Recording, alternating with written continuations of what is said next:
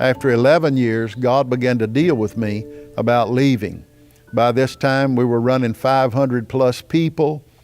I didn't want to leave.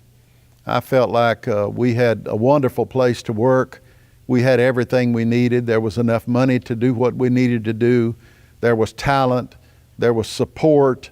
There was great people. The church was 100% together. We were unified, and God was sending us great revival. But God dealt with my wife and I during that time that it was time to go. So we began to pray again. Where to go? We had children. We had had our fourth child. Charla had been born while we were at Wisner, so we had 4 children by now. We never bought a house there, but we had rented houses after we moved out of the mobile home. We rented 3 other houses and lived in them until the time we left Wisner. I got a call during that time from 2 men in the Living Way Church in Lake Charles, and they told me their pastor had resigned and that they were looking for a pastor, and they had remembered a time when I had preached a faith crusade for them here, and they were asking if I were interested in the church, and I told them I'd pray about it. One of them called, the other one called a few days later, and so my wife and I got together and we prayed. And under the carport of the John's house, which is where we lived at that time, I was standing under the carport, and we were praying and fasting and asking God for direction. And I felt like God spoke to me while I stood under the carport one day and said, I'm not going to tell you to go. I know the sacrifice you've made to be here, and I'm not going to tell you to stay. I'm going to tell you that if you go, I'll give you a new mountain. It'll be a new place to conquer for me. But if you choose to stay here, your shoes won't wear out, and the provision will remain.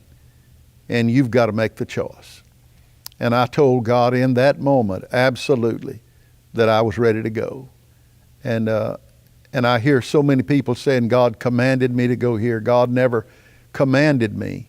God always dealt gently with me and put the choice up to me and said, I'll bless you if you'll do this. It's my will, and I'll bless you if you do it.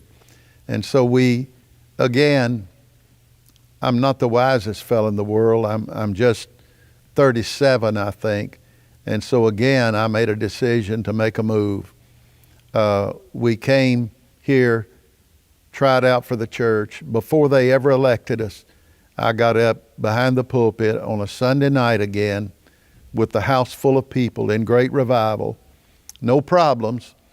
I got up again and said, I'm resigning. It was a traumatic moment for that church. It was traumatic for my family. It was traumatic for me. A lot of times people don't consider the preacher. They only consider their own feelings at a time like that. I was torn. I was in a mess at the very thought of uprooting my family and leaving a place that had become so totally home to us until we had hoped never to have to leave there. But the harvest was our vision. It was our dream. Send us to another harvest. And God did. He led us to Living Way in Lake Charles. And we came here in 1983, 37 years old, ready to conquer the world. At Living Way, the town was not in good shape. The oil crunch had come and had really kicked the church, the town and the church down. And the finances were bad in the city. They were bad in the church. They were struggling to keep the doors open. There was a small flock of people they were faithful to the church, but they were very down. The pastor had been resigned for some months by now, and they had temporary preachers taking care of the church. The other pastors in town were not very encouraging. They had not wanted the church to stay open. They had suggested that perhaps Living Way should close and become a school where they could all cooperate and send their children. Brother George Glass was instrumental in saying that that's not going to happen. That should not happen. This church was established. It was established with a vision and a burden. It's in the southmost part of the city, and it ought to stay here. So I came. He was here taking care of the church when I came and tried out. My children didn't know that first Sunday morning we were trying out. Our oldest daughter, Tammy, had just gotten married, and she was going to stay in the Wisner area. But we had our other 3 children with us, and we came that Sunday morning. They had on the old Living Way sign out front, "Welcome, Brother and Sister Nugent." And my children, who were about 11, 12, and 13, they put 2 and 2 together, and while we walked into the church, they asked me the question, "Are you trying out for the pastorate of this church?" And I said, "Yes, I am." And I sat down on the seat, and there was nobody else in the church yet, put my head over on the pew ahead of me, and tears ran down my nose and dripped on the floor. And I was as sad as I've ever been. The fact that my children had to go through this, that it wasn't just me, but I was bringing my family, my wife and my children into another new situation, and they had never known this.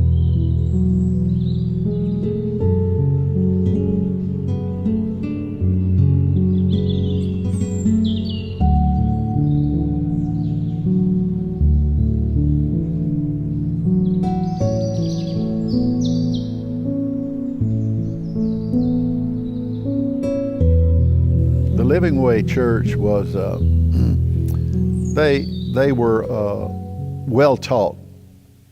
They were a good church. They had a great foundation, but the church had eroded a whole lot. They had 2 pastors before me. Each of them stayed about 3 years, which was not good for the church to have preachers coming and going that quickly. But the church was not, what was here was good, but the church was not big enough to support actually a pastor and the church also. But I had made a vow to God years ago that I would not take another secular job and try to pastor a church. I don't know if that was wise or not, but it was my commitment to God, and He honored that. We came unable to rent or buy a house. I'd never owned a house, so we didn't think it was strange. We moved into the back school educational building of the church. They had a small apartment in there, a little 1-bedroom apartment that hooked onto the church kitchen, and so we didn't think it was strange to kind of camp out back in that building. They had some Sunday school going on in there on Sunday, but other than that, not a lot was going on. And we moved in. My wife was always so willing to do, and again, God directed me in the choice of who I married. I knew that when I married her, that God had directed me to her. We were both 19 when we had gotten married, so it wasn't that we were so smart, but God gave me a wife that stood by me when I was right, when I was wrong, when I didn't know what I was doing a lot of times. She never criticized me. She stood with me. She stood hand in hand with me through all the things we went through, the ups and the downs, and I don't know where I'd be if she hadn't. But she was there, faithful, and she believed in our ministry, and she believed in me, and she was a perfect companion for me and for my personality. God gave her to me, and when we came here, she came here willing to do whatever she needed to do. And living in the back of a school building is not pleasant after you've had 4 children and 3 of them are living with you, and it was not pleasant, but but she never complained. She never said it wasn't pleasant. We put beds down and mattresses down in Sunday school rooms and that sort of thing. Hung our clothes on nails in the walls that we drove ourselves, and just camped out for several months. God just immediately began to increase us, and within months, finances were better, the numbers were growing. They were very faithful to pray. They were very faithful to bring people. They were very faithful to do everything I asked them to do. We had very little pullback. Those people who didn't agree with my philosophy, they left the church. Some of them packed up and said, "We don't agree with you." And I said, "I understand fully. This is who I am. This is my philosophy."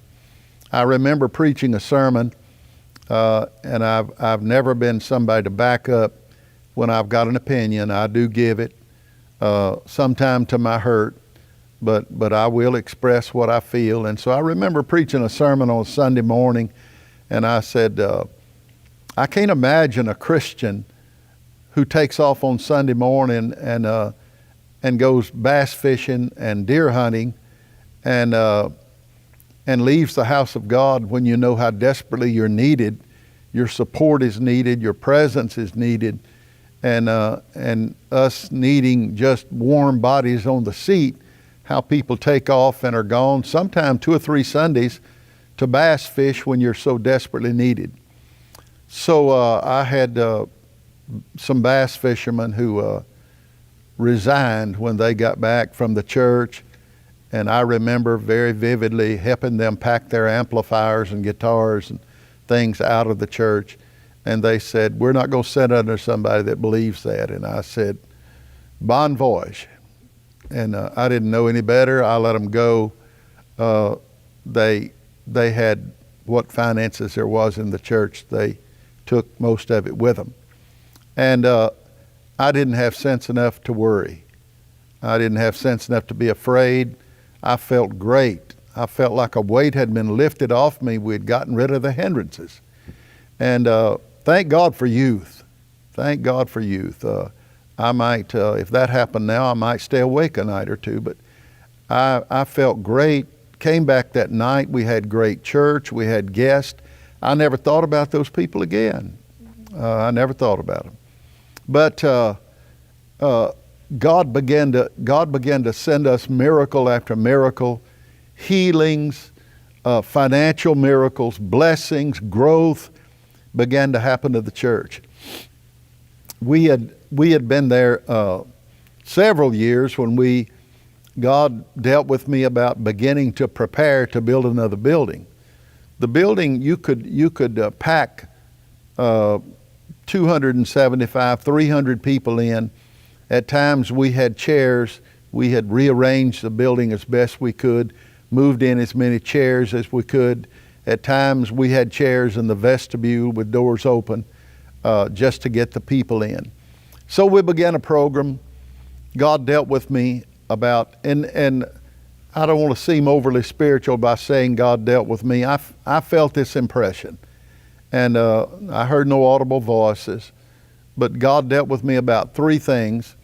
And I got up in front of the church and presented these 3 things. I said, God's dealt with me about 3 things to do with this building: God's building, God's timing, and God's financial plan. And I said, we're going to begin to pray about those 3 things. And so I had a lady in the church who made us a sign, framed it, and we hung that on the side wall. It still hangs in my office today. God's building, God's timing, God's financial plan. And when we began to pray, we prayed many services, many prayer meetings. We laid hands on that sign. We had a point of contact, and we remembered what God said. And things began to happen. Just a natural flow of money began to happen into the building fund. We did take commitments, but we didn't spend a lot of time on money and money things. We emphasized the spiritual through it all. I didn't get up every night and say, we're going to build a new building and we need your support. They knew that. And So God began to send us financial miracles. It was amazing. We had never had anybody in my ministry who willed the church any money. In 1 year's time, we had 4 people in the church who willed us and left us money for the church. It was miraculous. It turned out to be several $100,000 that people willed us and left us for the church. We put all that money in building fund, of course, and it was a miracle how God just started us on the new building. I went to the bank and I borrowed some money. I don't remember the exact amount we borrowed, but it wasn't a great amount that we borrowed, and we began to build on the building. The men of the church helped erect the steel. We got the concrete poured, the steel erected before I ever hired anybody to come in and begin the actual building. It took us about a year to build that building. It was about 2000 when we started to build the building. They were also 4-laning McNeese Street in front of the building during the same time we were building it. It had always been just a 2-lane road, and they began to erect a beautiful 4-lane with all the amenities and the lights and everything to go with it. So it was a real addendum to the church to get the 4 lanes erected and the lighting and all. It was a blessing to the church. But while we were building, it was a mess. But we built the building, completed it in about a year. At the completion of the building, we didn't owe a lot of money. I didn't build a beautiful building. I didn't put a lot of amenities. We just built what we needed. We built the necessary things for the building. The building didn't seat but 600 and something people in the seats on the floor. The balcony had seats in it, but we never used it much. We erected the balcony a little bit later because we were overflowing, and we actually decided to move all the sound and the video equipment to the balcony. So that took up most of the balcony, and we never got to use it a lot for seating. We just put chairs in the aisles, pack more chairs in, and use the auditorium for seating. But the blessings of God were on us. Within a year of moving into the building that we're in now, it was debt-free. God had sent the money, and we were a debt-free church again. From that time forward, I didn't seek to build anything else. I sought to have revival. We made revival our main focus, and God blessed us and sent us great revival.